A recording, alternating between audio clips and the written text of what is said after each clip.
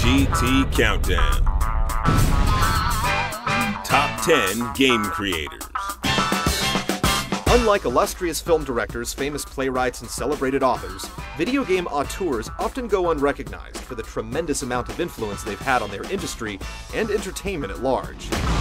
Without the following 10 geniuses, some of your favorite genres would cease to exist, or perhaps have been cobbled together years after the business was begging for a pivotal change.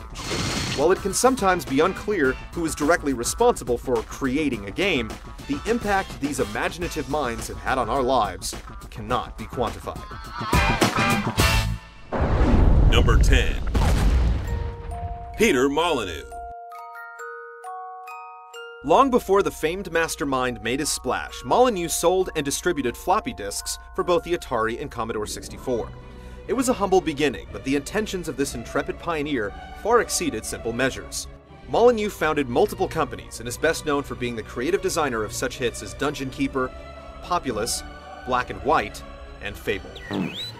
Oh my life! Molyneux's overzealous habit of making lofty promises during their production has put him in tight spots, but at the very least, the man knows how to generate some serious hype. Some call him arrogant, others call him brilliant, but no one can argue his influence and achievements. Number 9. Keiji Inafune. They say a picture is worth 1,000 words, but for Keiji Inafune, it's worth untold hours of nostalgic gaming bliss. With his imaginative penciling and distinctly colorful style, Inafune's designs have given birth to some of the most iconic figures in and out of the side-scroller, laying the early foundation for the gaming giant we'd come to know as Capcom.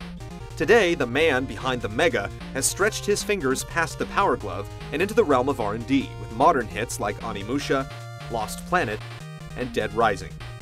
But even with all his recent success, Inafune still holds a place near and dear to many as the creator of the Blue Bomber.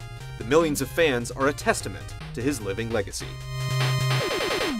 Number 8. Hironobu Sakaguchi. From Dungeons and Dragons to the wonderful world of steampunk, the console role-playing game has seen some notable contributions from a number of visionaries.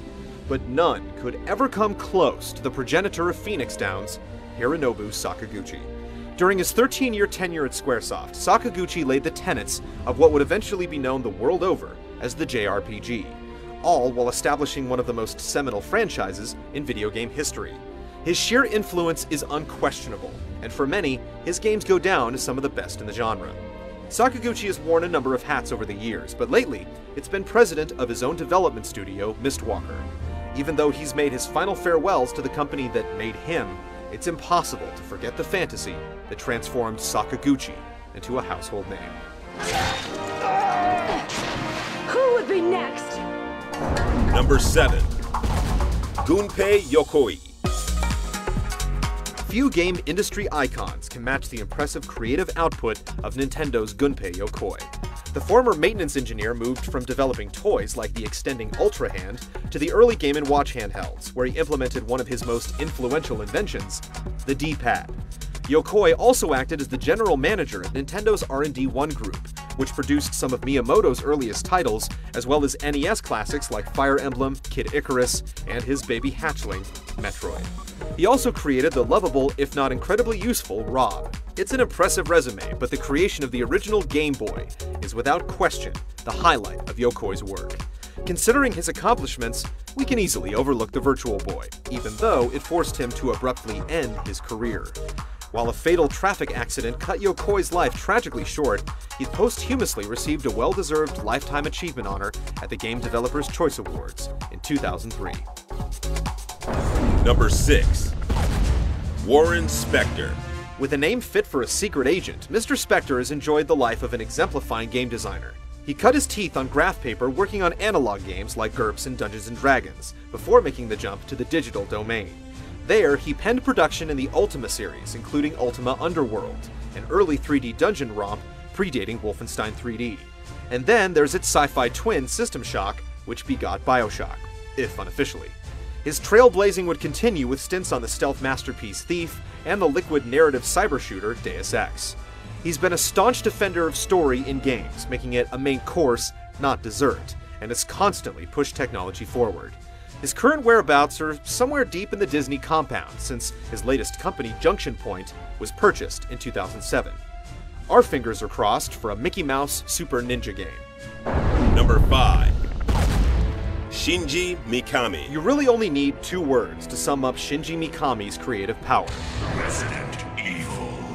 While he started at Capcom as a planner for licensed Disney titles, including the admittedly cool SNES version of Aladdin, Mikami went from cute to creepy when he directed the horrifying original RE. The tense and atmospheric first entry in the series became one of the PlayStation's earliest blockbusters, and coined the term survival horror. Mikami also acted as executive producer for acclaimed Capcom titles, including the original Devil May Cry and Beautiful Joe. He was also the driving force behind the legendary Resident Evil 4. He eventually struck out on his own under the banner of Clover Studios to create the cult favorite brawler God Hand. Mikami is currently a part of the new Platinum Games label, and is collaborating with Suda51 on a new big-budget project for mega publisher Electronic Arts. Number 4. Hideo Kojima. Although he didn't actually invent stealth action, Hideo Kojima put the genre on the map with the 1998 release of Metal Gear Solid, after already dominating the MSX library with the first 2 Solid Snake missions. But MGS forced players to put down their controllers and actually listen to what Kojima's characters had to say, dishing out the engrossing narrative that would come to define the Solid moniker. Kojima was also responsible for the 1988 cult classic Snatcher, the fighting mech series Zone of the Enders, and the innovative Boktai. But it was clearly Metal Gear that made Kojima a force to be reckoned with, thanks equally to its innovative gameplay and focus on the characters. His games can be polarizing, but there's no denying the man has style. Number 3. John Carmack. Androids may dream of electronic sheep, but Carmack dreams in assembly code. His laundry list of achievements include figuring out how to reproduce scrolling on PCs with something called adaptive tile refresh, mastering raycasting for Wolfenstein 3D, binary space partitioning for Doom, and surface caching for Quake, as well as shooting some rockets into low orbit. These tech terms may not exactly ring, but their ripples have been immeasurable, like creating the first-person shooter. And the guy is still going, working on the Rage engine, filled with mega textures and locking himself in hotel rooms for 48 hours to emerge with 3D engines for cell phones. A savant of sorts, each year at QuakeCon he appears to talk about the latest tech and take questions from the fans, making him one of the most approachable gaming gods on this list. Number 2. Will Wright. It's one thing to make a game, another to make a genre, and yet another to make genres that make new games encompassing new genres. Breaking into the industry in 1984 with Raid on Bungling Bay, Will Wright formed Maxis with Jeff Braun a year later and built SimCity in 1989.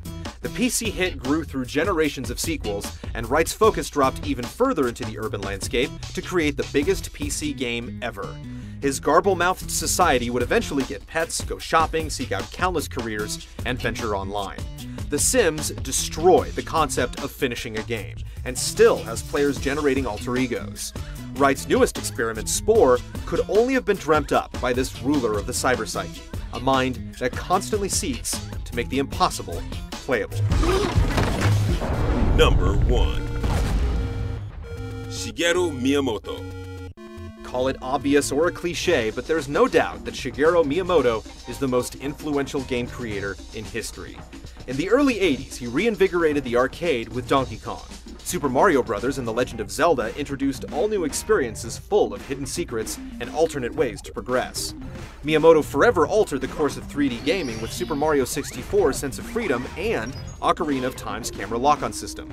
His ideas have led to new control schemes like the N64 analog stick, DS touchscreen, and the Wii remote, and he stood behind dozens of other Nintendo hits, giving his insights on titles like Star Fox, F-Zero, Eternal Darkness, and Metroid Prime. His inspirations range from exploring caves to gardening or taking care of a dog, and many of his life experiences have become virtual playgrounds for us to enjoy. His background in industrial design ensures that every detail serves a meaningful purpose for the player. But most importantly, he has the intangible ability to find the utter essence of joy, and then figure out a way to share it with the world.